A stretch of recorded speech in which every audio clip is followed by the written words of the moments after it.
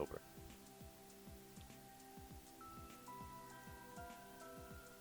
I'm recording and volume is playing. So I'm gonna do 2 more.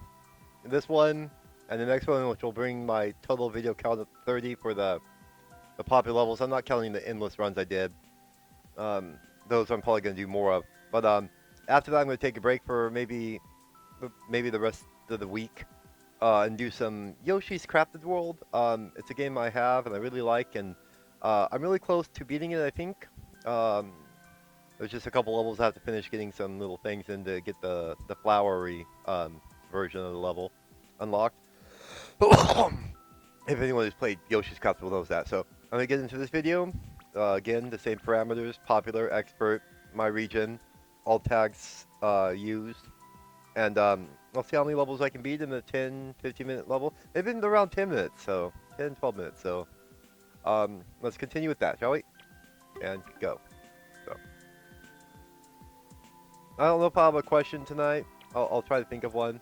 Let's see what we can find that I haven't played before. Again, there's a lot of her. I'm just gonna. I wish I could like get rid of the ones that I have played a lot of.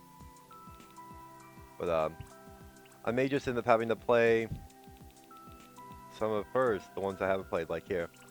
Megan's Light Platforming. 28 world record, 6% clear rate. Happy birthday, Meg. Hope you have a great day. Oh, it must be one of her friends.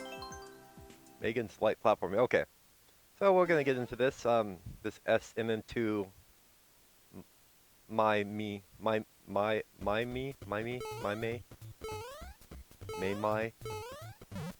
Okay. So I saw that arrow there. I would have been screwed if I hadn't seen that arrow. I'll have to go fast. Oh! Yep. There's that Muncher hitbox for you. It's not open, but the hitbox extends even when it's closed. So, which is kind of, I don't know, a weird thing, considering that, like, the animation is different, so you'd think the hitbox would be different. But, it's not, so. What do we have here? Just one of those weird things. I'm like, you know, I like Mario, but I don't think Mario intended for the levels to be so precise and technically made. Because when the Nintendo makes a level for Mario that goes into a Mario game, it's predominantly meant to be fun, and then it's meant to be challenging progressively, not just you get insane levels all the time. Of course, you can choose that. You know, if you choose Super Expert, you get levels that were never ever gonna be in a traditional Mario game. I like it. She doesn't need the likes, really. I mean, like, in fact, maybe I should start booing her just to maybe drop her out of the like thing, because here's Darth. Is this one of my favorite streamers, Darth Luke? I may have to check that person out. 38 world record, 5% clear rate. High 5% clear rate. I guess I'll play it. I mean, I scrolled down, but all I saw was people I played, so, you know, I know hers are, I generally can get through them relatively easy and fast, so, I mean, if I'm gonna play levels of people I've already played before, then I might as well play one that, I'm familiar with, and, not too super dupery crazy Kaizo. And that's another thing. I think I talked in one of my earlier videos about Kaizo. As far as I'm aware, Kaizo in Japan, if I can hit this, means hidden or obscured or so when you say it's a Kaizo level and it's just a bunch of like this, it's not really Kaizo if you think about it, because there's no hidden blocks that require for completion. Now, the Nintendo never had that. They never had the Kaizo for completion, but they had Kaizo blocks. Hidden blocks, like, in fact, the original Mario Bros. 1 game, first level, had the Kaizo block with a 1-up in it, mushroom in it. And so, just because, and just because it has Kaizo blocks in it doesn't mean it's necessarily Kaizo level, in my opinion. I think it should be that the Kaizo block itself is either a hindrance or it either is something that you have to avoid to beat the level, or you have to find to beat the level. But it has to involve a Kaizo block, I think, to be Kaizo. But that's just me. I mean, since the Kaizo block was a thing in Mario since the beginning, but as stated before, it was never a requirement in any of the levels to find the Kaizo block to win, which makes the traditional Mario levels not Kaizo by definition, although they had Kaizo elements in there. Now Kaizo just means any level that's like shell jumping or stuff like that, difficult text, difficult tech, like even like this midair springboard jump or midair pal drop jump, stuff like that, is all conglomerated into the Kaizo. But by all definitions, that doesn't necessarily make them Kaizo levels. So I don't know. It's just I always see people talk about Kaizo in Mario, and I think they just go with like a broad definition of it to mean anything not standard Mario theme or fair. But another 15 to finish full 3. But I think in all reality, a Kaizo level must have Kaizo blocks in it that either you have to avoid, or you will lose, or you have to find, or you lose. And my jump button got eaten there. My jump input got eaten. So that's my view on Kaizo levels. So just because it's called Kaizo, or you want to call it Kaizo, doesn't mean that it is in any way, shape, or form an actual Kaizo level. Again, it may have Kaizo elements, but I don't think that the shell jumps and the tile drops are indicative of Kaizo. Just a very kind of technical playthrough of a Mario level created by a fan, because that's all.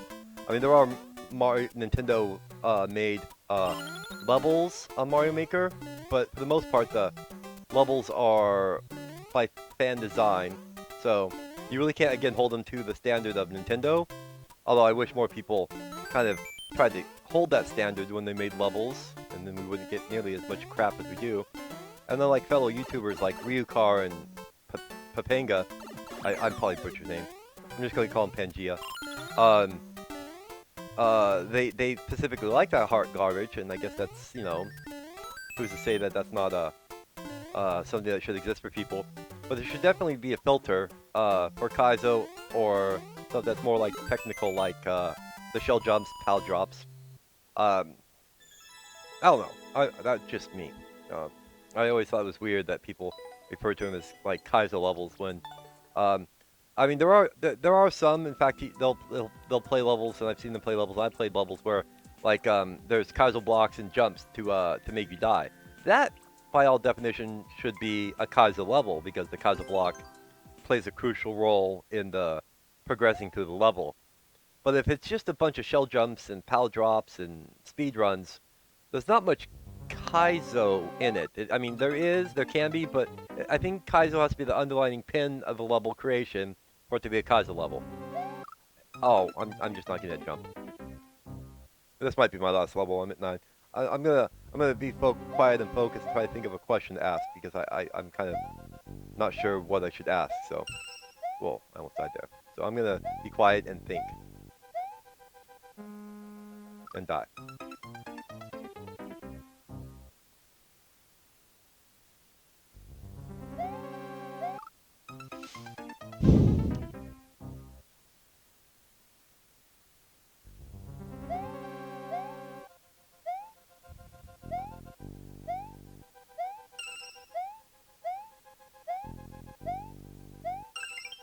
I didn't like that jump there. Oh, crap.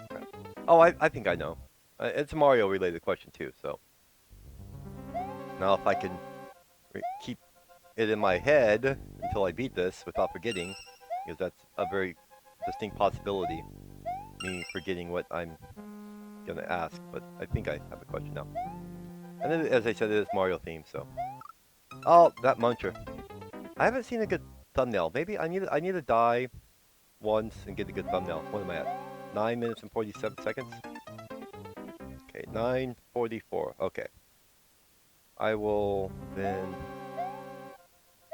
die right here. What am I at? 9:52. Okay, that should do. Now I have my thumbnail shot. 9:52-ish on the timer. Oh, I didn't mean to die there again. Oh yeah, I haven't got a checkpoint yet in this level. Yeah, this level looks like it could go over 10 minutes. But yeah, so maybe another thing you guys comment in the description, whoever watches this, what do you think determines a Kaizo level? And is it really just that loose definition of any element in the beating or playing a level that would not be in a traditional Nintendo Mario level? Or is it in fact the levels concerning and revolving around the implementation of Kaizo blocks in some facet, some like normal facet of the level, like, well, not even normal, like a crucial facet of the level, like the completion or been unable to complete the level due to, say, Kaizo block. Because I think that's what a Kaizo really means.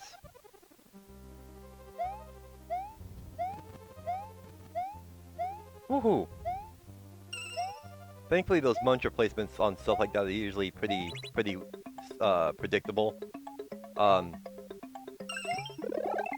pretty predictable because it's always like they're always back and forth, or they're up both sides and you have to jump up the middle. But it's never like one here, then one here, then one here, then two there. It's almost always crisscross. So I ended up playing all, I think, SMM2 Meme levels. So my question today is, what's your favorite Mario enemy, like Goombas, Paratroopers? My favorites were always kind of Goombas, but not really, because that's a little too standard, and you know it's. But if I had to pick other than that, I would probably say the Shy Guys. I like the Shy Guys, even though technically they're not traditional Mario canon, but they've been incorporated to Mario canon since the release of Super Mario Bros. 2, which was Doki Doki Panic. So they're technically a Doki Doki Panic bad guy, but since they kind of incorporated everything in Doki Doki Panic Super Mario Bros. 2 to being canon, so you have Birdo, Shy Guy, even the Phantom and the Key now is part of Mario Maker 2. So I'd have to say Shy Guy's my favorite. I don't know, I always like them. They're cool. Okay, that's it. Thank you. And again, this will be 29, and then 30 will be the last I do for the popular. And then I'm going to do like a couple nights, a couple videos on Yoshi's Crafted World, see what that ends up being like. And I'm looking at my little webcam video, and